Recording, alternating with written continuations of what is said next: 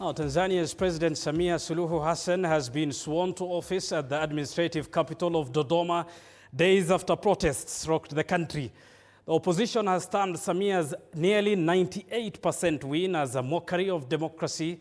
Scores are feared dead in the deadliest election aftermath in one of the region's otherwise stable countries.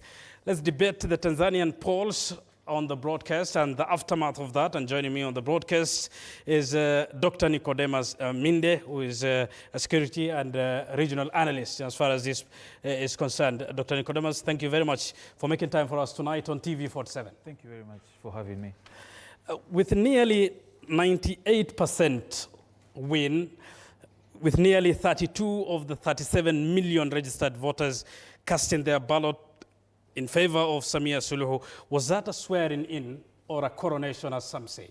Of course, this was, I think she even beat her own record, or the record that has been there before. We know in 2020, the late President Magufuli won by 84.6%, which is about 85. So by her getting this 98%, of course, competing against, as people like to say, against herself, really it was rather more of a coronation rather than an election.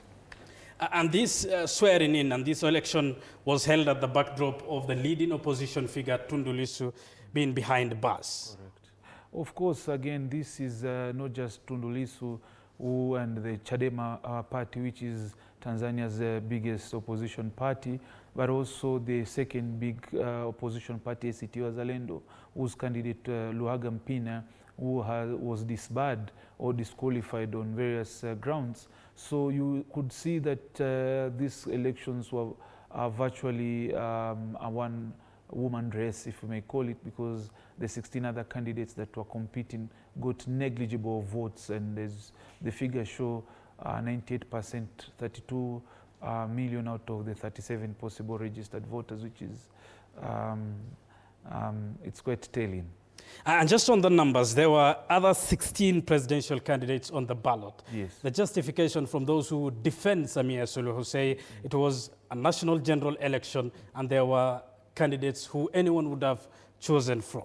Well, maybe it may not be seen as so, because if you look at the general, the general electoral context in Tanzania, as I told you, most of these are fringe political parties, with some even arguing they could be actually within the pockets of the ruling party. And we can actually make attribution. If you look at today's swearing in, all the 16 were there present, which almost is like a form of endorsement. So it just tells you these were just